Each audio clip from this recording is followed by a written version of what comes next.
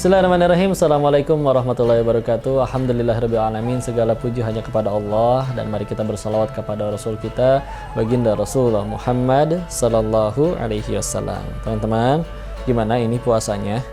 Kita tahu ya, jangan disia-siain puasanya, karena waktu puasa itu ada salah satu momen untuk dimana doa kita terkabul.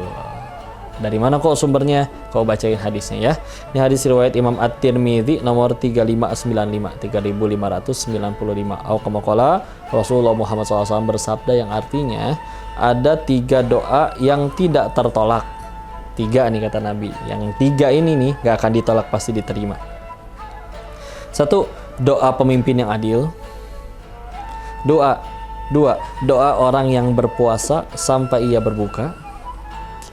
3. Doa orang yang terzolimi. Nah ini Masya Allah, yang orang terzolimi kita insya Allah udah sering dengar ya, tapi ini kita lihat bahasan yang puasa. Gimana penjelasannya? Ini Masya Allah ya, memang pemimpin yang adil itu Allah berikan keutamaan yang luar biasa. Imam Fudail bin Iyad ketika berkata, kalau aku cuma punya 1 doa lagi, setelah ini gak boleh ada doa lagi, tapi doa yang 1 ini mustajab. Apa yang akan beliau doakan? Beliau akan mendoakan pemimpinnya. Bahkan di kesempatan yang lain, hadis riwayat Imam Muslim dari sahabat Abu Hurairah radhiyallahu anhu, dari beliau mendengar Rasulullah Muhammad SAW bersabda yang maknanya tentang 7 golongan orang yang akan diberi naungan oleh Allah di hari di mana hari itu nggak ada yang bisa menaungi lagi selain Allah. Ternyata di mana? Ternyata salah satunya atau yang nomor 1-nya adalah pemimpin yang adil. Ini maka Masya Allah ya. Dan ketika bicaranya tentang orang yang berpuasa, ada riwayat yang lain yang menyebutkan bahwa memang aroma mulutnya orang yang berpuasa itu di hadapan Allah justru wangi seperti bunga kasturi. Walaupun mungkin di hadapan manusia ya mohon maaf baunya kurang sedap atau seperti apa, tapi di hadapan Allah malah wangi. Apalagi ia rela sampai meninggalkan makanan, minuman yang halal baginya hanya demi mematuhi perintah Allah, itu nggak mungkin Allah sia-siakan teman-teman ya. Dan bahasan selanjutnya, ini ada pertanyaan. Penjelasan detail mengenai doa orang yang berpuasa tidak tertolak, dan anjuran untuk meminta apapun dan berdoa sebanyak-banyaknya teman-teman. Insya Allah senjata paling baik bagi orang beriman adalah doa. Karena dengan doa itu, bismillah Allah kabulin, Allah punya kuasa mengubah takdir hambanya, Masya Allah. Maka ketika kita baca kayak surat Al-Fatihah juga ya, Iyyaka na'budu wa iyyaka nasta'in, hanya kepadamu lah kami menyembah, bersujud, hanya kepadamu lah kami memohon pertolongan. Jadi sujud dulu, nyembah dulu, doa dulu, baru ditolong. Kadang kan kita kebalik, ada masalah minta tolong sana sini dulu, giliran mentok baru doa ke Allah. Masa dijadiin pilihan terakhir? Ibarat gini deh, kita sendiri kalau punya teman yang selalu kita bayain, tapi giliran happy dia mainnya sama grup yang itu, giliran ada masalah baru nyarinya kita. Karena itu jiwa julid kita bergejolak itu luar biasa.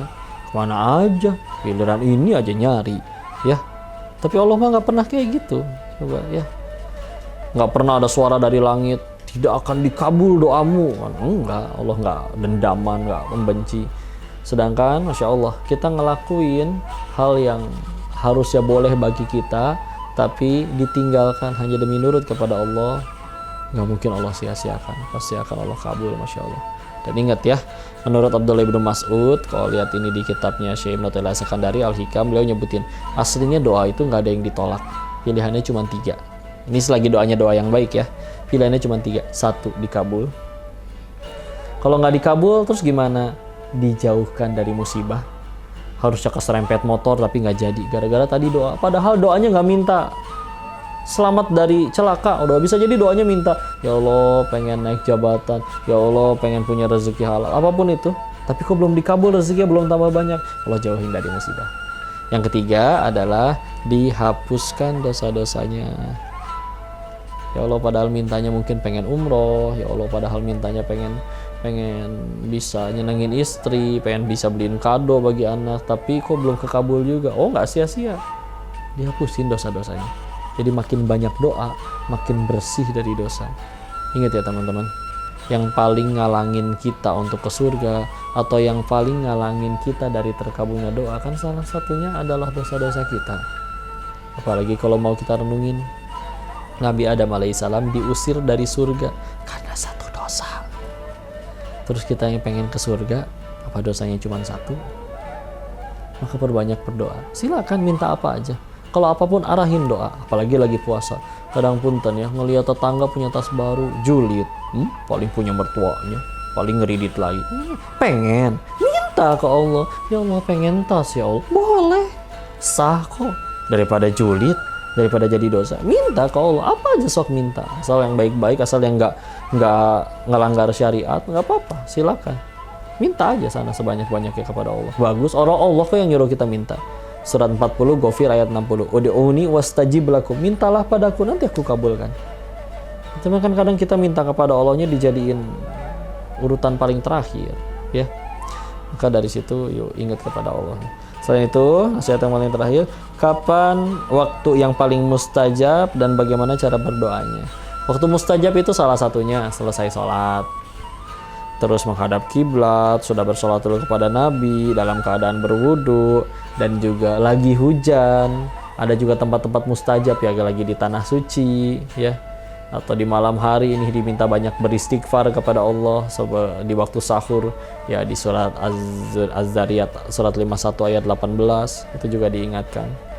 Maka itu silakan. Makanya orang yang tinggal di tempat yang sering hujan kayak Bogor itu Masya Allah, silakan, itu doanya lebih mustajab insya Allah karena sering hujan. Atau juga Nabi juga pernah mengingatkan, ada waktu di mana sore hari, ada waktu di mana doa itu tidak terlalu. Salah satunya adalah hari Jumat sore hari pada asar, itu doa tidak tertolak. Tapi kekhususan bagi orang yang berpuasa itu Masya Allah, dari dia mulai puasa sampai nanti dia berbuka, itu waktu yang panjang untuk berdoa. Silakan boleh doa apa aja. Itu mah sampai kita yang bosen doa, Allah mah nggak pernah bosen dengerin doa-doa kita.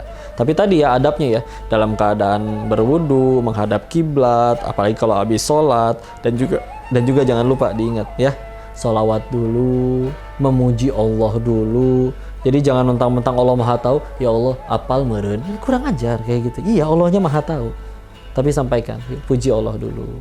Lihat Al-Fatihah, 7 ayat, 5 ayat memuji Allah, permintaannya di 2 ayat terakhir.